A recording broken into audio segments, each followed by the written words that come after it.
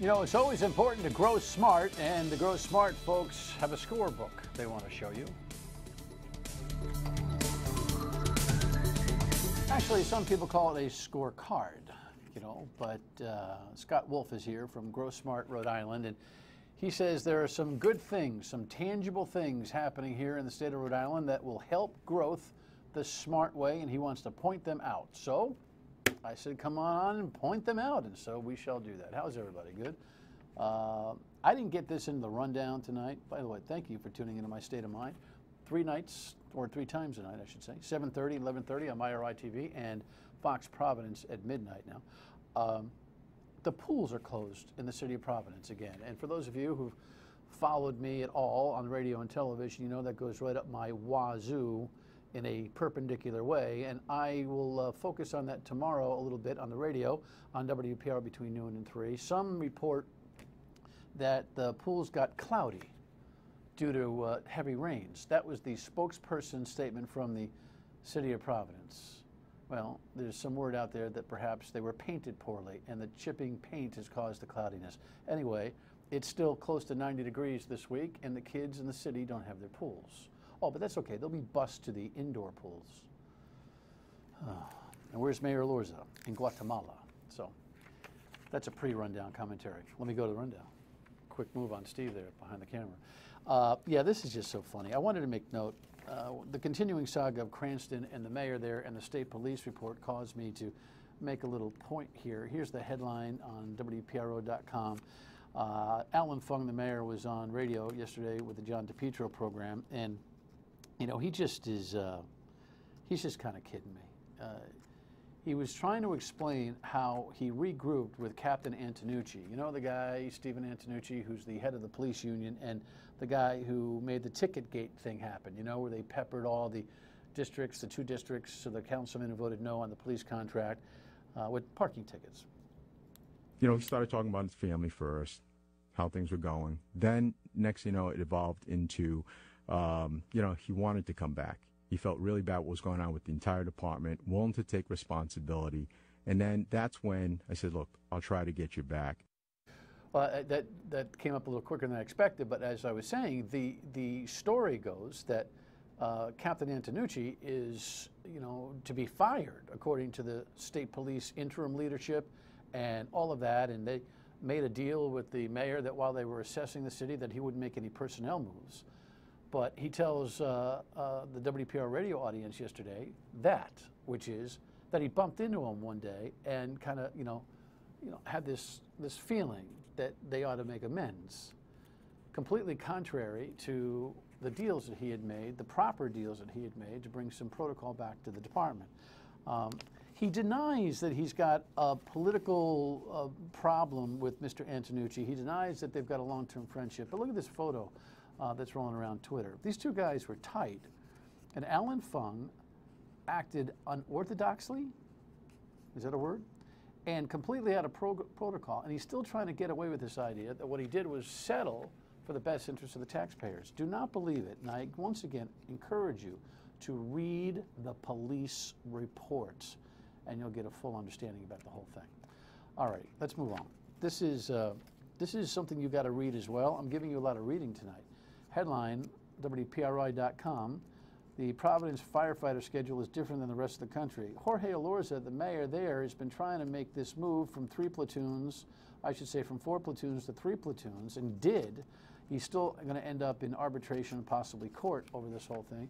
But Dan McGowan, the standout reporter who covers the city of Providence primarily for WPRI.com, often guest here, and you see him on the website, decided to investigate what other major cities or any cities that are doing the work schedule that Providence is shoving down its firefighters' throat. 10 hours on, 10 hours on, 14 and 14 over 4 days, with 4 days off used to be the schedule. Now the schedule is 10, 10, 14, 14, and 2 days off. And nobody in the country duplicates it. I have no idea how he's going to pull this whole thing off. You want to talk about 11 feet out on a 10-foot board, Mayor Jorge Elorza is. You must read this story. It's fascinating. This is horrifying. Jared, tell me it's not so. The headline here is enough to make you say, you got to be kidding me. I mean, oh my God. Here's a CBS story on it. Former Subway spokesman Jared Fogle is expected to plead guilty to child pornography charges during a court appearance in Indianapolis. Prosecutors released documents Wednesday laying out the charges against Fogle. They accuse the former pitchman of traveling to New York City to pay for sex acts with minors. Fogle is also accused of knowingly receiving child pornography secretly produced by Russell Taylor, the executive director of Fogle's foundation. The court appearance comes 6 weeks after federal agents seized computers and other evidence from Fogle's home. This guy was in my radio studio 10 years ago. Now, I'm not going to say I had a vibe, but I always thought he was interesting, a little weird. Who knew? I wonder how it will impact the Subway business. I think I think they've kind of weaned from Jared over time, right? So I hope it doesn't. There are a lot of local franchise owners out there who are doing great work, serving up pretty healthy sandwiches. Jared even lost his wife today. She announced she's gone. You just never know, right? I don't understand what's going on with this dumb process. ESPN.com reports from the deliberations in the federal court today. Of course, there was no settlement, and there won't be any adjudication of this case. The headline on this thing reads the following. I don't know what ban means necessarily there. It seems to me the word suspension ought to be written by ESPN.com. But can I just see if I understand this correctly? Tom Brady reportedly has proffered in the settlement negotiations, if there are any, that he will not admit to having done anything wrong with the deflated footballs, won't do it, won't admit to it, but will take a one-day or one-game hit for not being forthcoming in the investigation, which goes right back to the very beginning when I said all he really should do is say, look, I like the footballs a certain way. I may have encouraged the guys to make them a little bit more comfortable for me than I should have. I apologize. I certainly don't want to cheat. It's 65 and a 55, and what can I do for you? If he had done that, this whole thing would be over. So now he's saying he'll take a penalty for not cooperating. You follow me? It's not a very smart process by the NFL or the Patriots or Brady or the Players Union at this point. And finally, were you watching this last night on ESPN2? I was watching it on DVR, but as I played it, live on tape, I was freaking out for these girls from Warwick North. They were holding on to a 5-4 lead with 2 outs in the bottom of the 6th as Central Iowa had 2 runners on. And I'm thinking to myself, these poor girls, they shouldn't be taking this stress. And then I thought to myself, what kind of chauvinistic disposition is that? If the 11 and 12-year-old boys can be on national television, Cranston Western specifically, fighting for a world title, why can't these girls? They did an incredible job. And I don't understand the masks, by the way, all over the place. I understand it's a dangerous game at times, but come on, man. But anyway, 9 o'clock, ESPN, worldwide television for the World Final. Pretty exciting stuff. I believe in gender equity when it comes to sports, so why shouldn't they be able to bite their nails all the way to the finish? The parents have it the worst, don't they? Alrighty, your state of mind is important to us. Email us at stateofmind@myeritv.com. Call us and leave us a voicemail at 228-1886. Twitter, Facebook, all that. Tammy writes on Facebook, very simply, great interview with Colonel McGrath. Of course, Colonel Stephen McGrath, former chief of police in Cranston, has told some stories here. A little fed up with the abuse he feels like he's taken from Alan Fung as Fung tries to defend himself against a state police report that was all about everything other than the time that Colonel McGrath was there. We will follow up on that again tomorrow. One of the Cranston City councilors, who I believe is going to vote no confidence on Mayor Fung, will be here tomorrow night. His name is Don Botts, and we'll look forward to talking with him. When we come back, growing smart in Rhode Island, they say we're on the right track. We'll see.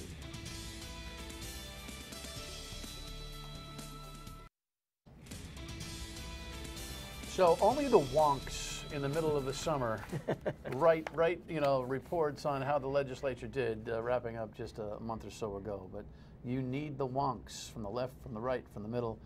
You need the people who think about policy, because policy is important. Grow Smart Rhode Island's had a seat at the table for a conversation about how we're doing for quite some time. And Scott is back. It's good to see you, man. Appreciate Always it. a pleasure to be here, Dan. Thank you. Your executive summary on the legislative season is what? that it was a good season, that we invested, the legislature and the governor agreed to invest in some of our key assets to strengthen our cities, to provide more incentives for redevelopment of our older buildings, as well as to have new development on our vacant lots, to provide some special targeted funding for the I-195 land to try to increase the chances we can get well-paying, sophisticated employers and jobs in that area. There was support for increasing our tourism promotion budget, which has been woefully low for a number of years. So I think there was a real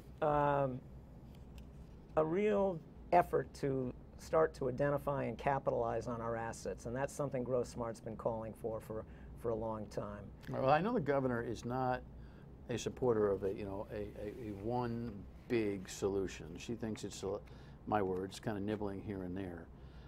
Maybe 3 yards in a cloud of dust. Yeah, another way to put maybe. it. I don't know.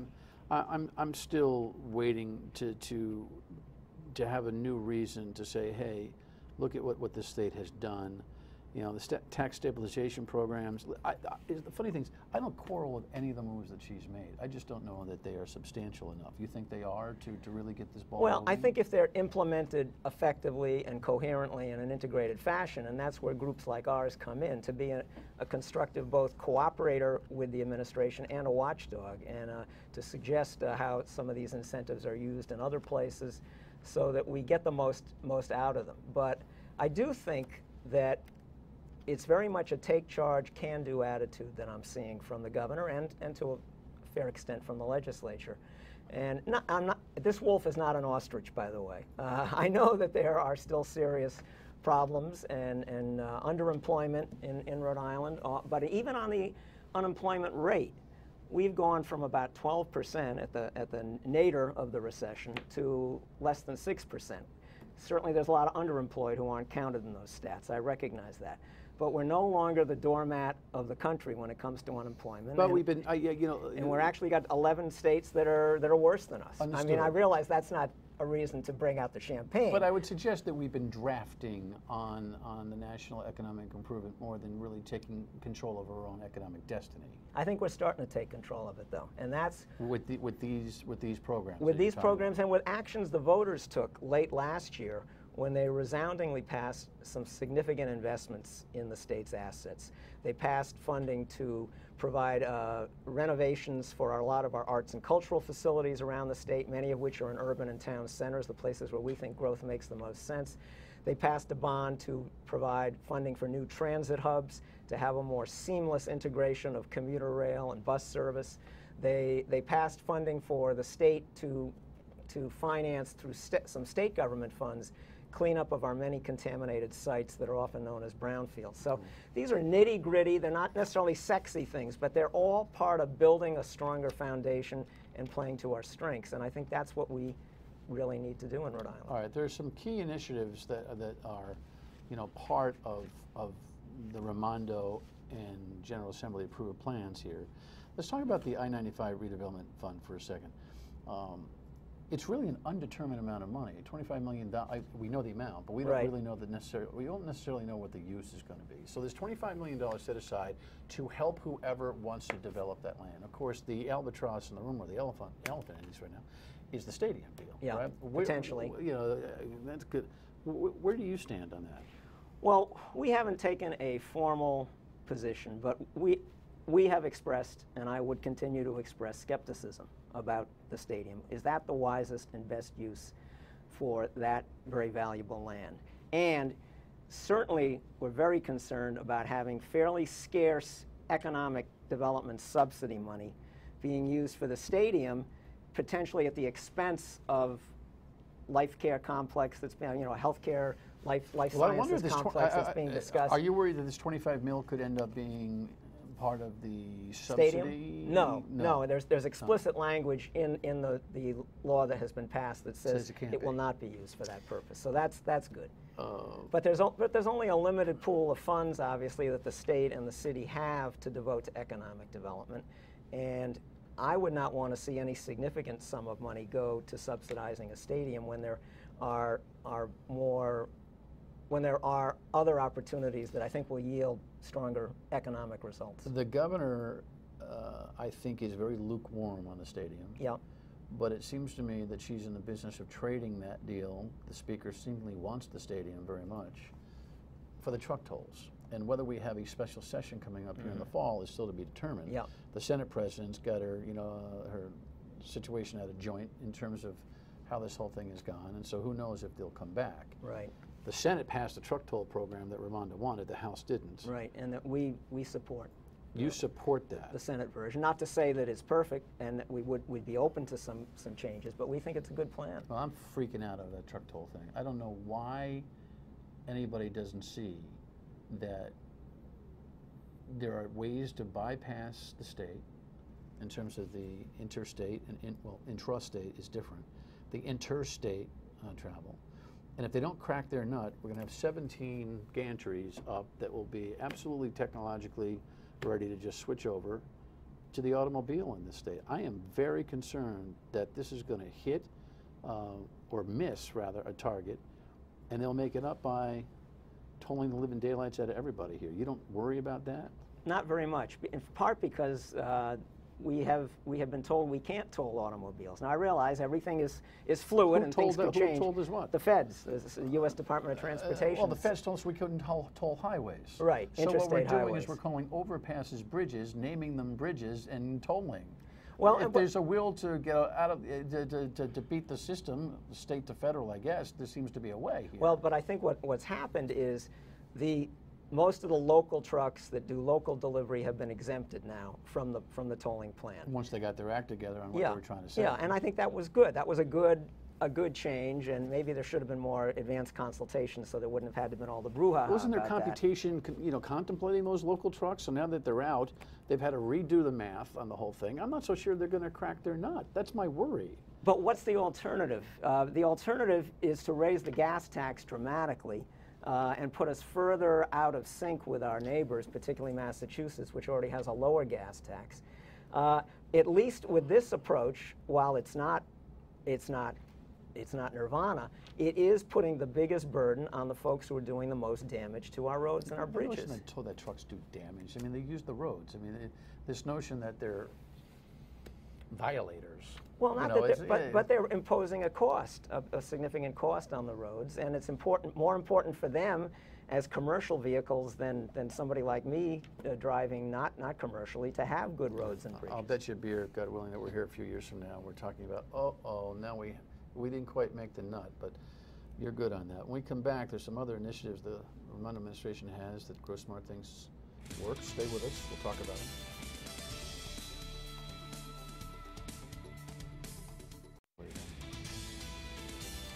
Alrighty, so as I look through some of the ideas that the Raimondo administration has brought to the table that Grow Smart has reviewed, what do you think is the single most purposeful thing that the Raimondo administration has done so far to move the state forward? Well, I think putting together a comprehensive economic development package that really encourages development in the areas where development makes the most sense and is most needed, mainly in our urban areas and in our town centers. I think that this collection of incentives and tools is very noteworthy. I think one of the more innovative ones is the notion of state tax increment financing, which I know is a term that probably makes people's eyes gloss over. Yes. But it's a good addition to the local tax increment financing that already is allowed, and not many states do state tax increment financing. And I think it's a good way to get infrastructure improvements that are critical to having major new developments Explain to occur. everybody what it is real quick. Well, in the case of the state tax increment financing, it's saying that a percentage of the increased sales and income tax that's generated by major new development is going to be used to offset the cost of that development, and particularly the cost of infrastructure investments by the state that are required to make the development feasible. And local tax increment financing is done around the country. It is done to some extent in Rhode Island. One of the problems, though, with tools like this, and this is where there's still a big challenge for the state, for the Raimondo administration, for us at Grow Smart, frankly, is to make sure that the potential users of these incentives can use them effectively, can understand how to use them. And a lot of our cities and towns don't really have an economic development apparatus within city and town government. So they need some technical assistance. And we've looked at the idea of a public-private partnership to provide some of this technical assistance. How do you use tax increment financing? How do you go about pulling together the necessary technical and financial resources to clean up brownfields? How do you redevelop a major historic building, an old industrial building in your community? What kind of zoning changes do you need? Those are things that are pretty daunting for a lot of our communities, and they're a barrier to making really significant things happen sometimes. You like the idea that she put $5 million in for the tourism, correct? Yes, absolutely. I think anybody naturally would say, well, that makes sense. I'm still very concerned that we don't have a message yet. I guess, though, that at something simple like $5 million, one could say, great beaches, Newport, incredible, City of Providence, water fires, wow. You know, Pawtucket's got some nice development, and the Blackstone Valley is terrific. I mean, I think we know what some of the really cool things we have in the state are, but I don't know what the package is going to be. And I'm a little concerned over what we're going to say to the rest of the world about coming here. If we just want them to come for vacation in July, I get we've got the assets. But if we want people to come here and grow this state, well, and come for smartly, conventions, and as well as invest in. Do you really think that we've got a message yet? Tell me. I think we have the makings of a message. I don't think we formally have a message, but I think, to me, the message is basically we are a very user-friendly, fun, interesting state. We're a small package with a lot of variety, with a lot of amenities, and we have urban amenities without many urban hassles compared to big metropolitan areas. And I think that is a selling point. It may not be a slam dunk for everybody, but I do think that's not, you know, we have right now Discover Beautiful Rhode Island, and maybe that's a little too vague. But it's a nice sign. It'd be nice if they mowed the lawn around the sign. I know, and I've heard you comment on that, and you're absolutely right. Discover Beautiful Rhode Island. The grass, it looks like a pigsty. Right. But, you know, other states have beauty. But what I think makes us fairly distinctive is we have such easy access to so many different kinds of beauty. We have so much easy access to the coast and to the ocean. We have so much easy access to some of the most incredible historically preserved neighborhoods in America. We have easy access to farms, the second most urbanized state in America with 1,200 farms. We've got a pretty distinctive package of elements, varied elements in one manageable, easy to get to location. Well, look, you know what? There are a lot of people that spend a lot of time, sometimes me, you know, whipping up on this place, trying to be constructive, but at least you have a bullish disposition. I think you play an important role, and we will see whether or not this progress, you know, merits the kind of applause that, little applause right now, right? You're giving it a little bit of applause. Yeah. We'll see how it all rolls. Well, moderate applause, yeah. And with the commitment to roll up our sleeves and do what we can to make this a real turning point for Rhode Island. Always good to see you. Thank you. Likewise, pleasure. All right. Dan, Grow Smart Rhode Island, online at growsmartri.com. Yes, www.growsmartri.com, and follow us on Facebook and Twitter also, I would add. You're all social media it up. Absolutely. We'll be right back. So tomorrow on the radio on WPR at noontime, we'll follow up on the situation with the Providence City pools, crazy. And again, tomorrow night here, the Cranston City Councilor, a new one, Don Botts, on No Confidence on Fung. Maybe. You have a great night. Thanks for watching. Good night.